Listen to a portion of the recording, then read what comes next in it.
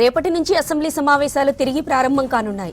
పాలమూరు రంగారెడ్డి ప్రాజెక్టుపై అధికార పార్టీని నిలదీసేందుకు సిద్ధమంటోంది బీఆర్ఎస్. తమ హయాంలో 91 టీఎంసీలు కేటాయిస్తే ప్రస్తుత సర్కార్ 45 టీఎంసీల చాలంటూ కేంద్రానికి లేఖ రాసిందని వాదిస్తోంది బీఆర్ఎస్. పాలమూరు రంగారెడ్డి డీపీఆర్ను కేంద్రం వెనక్కి పంపడం లాంటి అంశాలపై ప్రభుత్వాన్ని నిలదీస్తామంటున్నారు గులాబీ నేతలు. మాజీ సీఎం కేసీఆర్ ఫామ్ హౌస్ కు వెళ్లడంతో అసెంబ్లీ బాధ్యతలను హరీష్ రావు చూస్తున్నారు. ప్రభుత్వం పీపీటీ ఇస్తే తమకు కూడా అవకాశం ఇవ్వాలంటున్నారు బీఆర్ఎస్ నేతలు.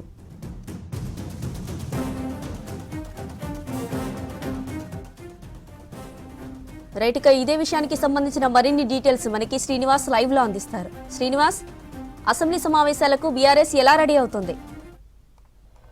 జ్యోతి, 2 అంశాల మీద ప్రధానంగా రేపు జరిగే అసెంబ్లీ సమావేశాల వేదికగా రాష్ట్ర ప్రభుత్వాన్ని నిలదీయాలని బీఆర్ఎస్ అనుకుంటుంది. అందులో ఒకటి ఏంటంటే, పాలమూరు రంగారెడ్డి ఎత్తిపోతల పథకానికి సంబంధించి 45 టీఎంసీలు చాలు అంటూ రాష్ట్ర ప్రభుత్వం కేంద్రానికి లేఖ రాసిందనేటువంటి ఒక అంశం.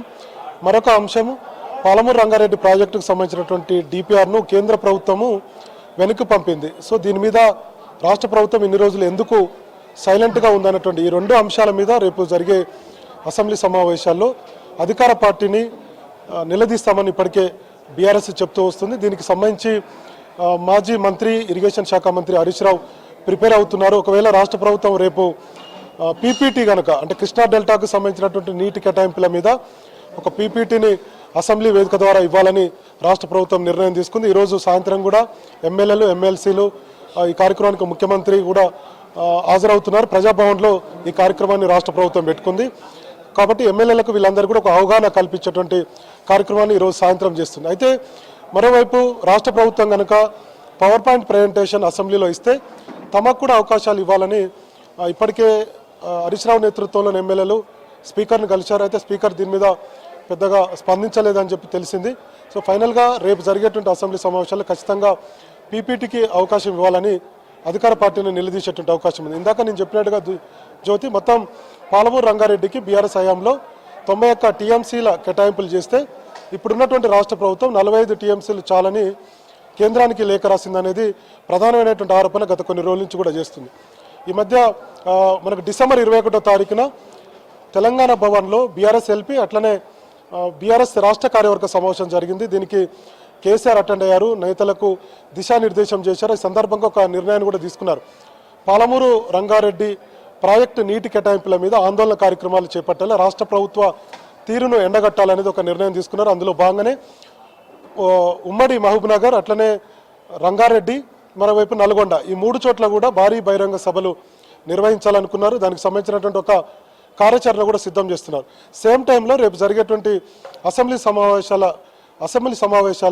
సమావేశాల వేదికగా ప్రజల్లోకి ఈ పాలమూరు రంగారెడ్డి ప్రాజెక్టు అంశాన్ని తీసుకువెళ్ళాలి, అధికార పార్టీని ఇరుకాటంలో పెట్టే విధంగా వ్యవహరించాలనేది బీఆర్ఎస్ వ్యూహంగా కనిపిస్తుంది. అయితే దీనికి ఇప్పటికే డిప్యూటీ ఫ్లోర్ లీడర్లను కూడా కేసీఆర్ నియమించారు. అందులో హరీష్ రావు కూడా ఉన్నారు. ఇంకొక వైపు తలసాని శ్రీనివాస్ యాదవ్, మాజీ మంత్రి సబితా ఇంద్రారెడ్డి, ఈ 3 కూడా సభలో డిప్యూటీ ఫ్లోర్ లీడర్గా ఉన్నారు. అయితే ఇరిగేషన్ మీద కొంత ఎక్కువగా అవగాహన ఉంది, మాజీ మంత్రిగా హరీష్ రావు ఉన్నారు. కాబట్టి రేపు సభలో ఒకవేళ రాష్ట్ర ప్రభుత్వం పీపీటీ పెడితే బీఆర్ఎస్కు అవకాశం వస్తే హరీష్ రావు దీని మీద మాట్లాడేటువంటి అవకాశం ఉంది. ఇప్పటికే ఈ సబ్జెక్ట్ మీద ఆయన ప్రిపేర్ అవుతున్నట్టుగా తెలిసింది.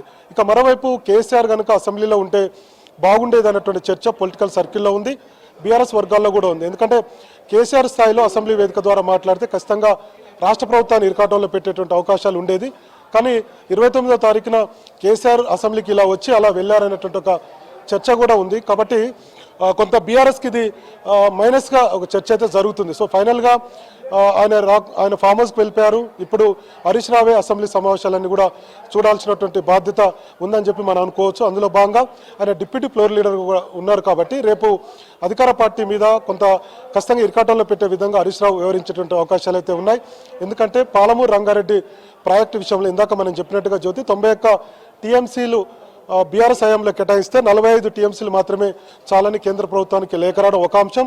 మరోవైపు పాలమూరు రంగారెడ్డి ప్రాజెక్టుకు సంబంధించి డిపిఆర్ కేంద్ర ప్రభుత్వం వెనక్కి పంపడం, ఈ 2 అంశాల మీద ఖచ్చితంగా అధికార పార్టీని ఇరుకాటంలో పెట్టే విధంగా బీఆర్ఎస్ వ్యవహరించాలి, ఒక వ్యూహం రూపొందించినట్టుగా మనకైతే సమాచారం ఉంది. కేసీఆర్ మొన్న 2 రోజుల పాటు ఆయన నివాసంలో ఉన్నారు నందినగర్లో. ఈ సందర్భంగా బీఆర్ఎస్లో ఉన్నటువంటి ముఖ్య నాయకులు ఎమ్మెల్యేలతో కూడా సమావేశమయ్యారు. అధికార పార్టీని ఈ పాలమూరు రంగారెడ్డి అంశాన్ని ఖచ్చితంగా తీసుకోవాలి, ఈ అంశాన్ని అసెంబ్లీ వేదిక ద్వారా ఖచ్చితంగా ప్రజల్లోకి తీసుకువెళ్లే విధంగా వ్యవహరించాలని చెప్పి కూడా ఆయన దిశానిర్దేశం చేసినట్టుగా తెలిసింది. కాబట్టి రేపు హరీష్ రావు వర్సెస్ ఉత్తమ్ కుమార్ రెడ్డి ఇద్దరు నేతల మధ్య, ఎందుకంటే ఉత్తమ్ కుమార్ రెడ్డి ఇరిగేషన్ శాఖ మంత్రిగా ఉన్నారు, ఇప్పుడు హరీష్ రావు బీఆర్ఎస్ నుంచి డిప్యూటీ ఫ్లోర్ లీడర్గా ఉన్నారు. కాబట్టి ఇద్దరి మధ్య ఖచ్చితంగా మాటల యుద్ధం జరిగేటువంటి అవకాశం ఉంది. ఇప్పటికే చాలాసార్లు వాళ్ళిద్దరు కూడా ప్రెస్ మీట్లు పెడుతున్నారు. ఒకరేమో మేము లేఖ రాయలేదు, గతంలో తీసుకున్నటువంటి నిర్ణయాన్ని కేంద్ర ప్రభుత్వంకు నోటీసులో పెట్టామన్నటువంటి విషయాన్ని ఒకవైపు ఉత్తమ్ కుమార్ రెడ్డి చెప్తుండగా, లేదు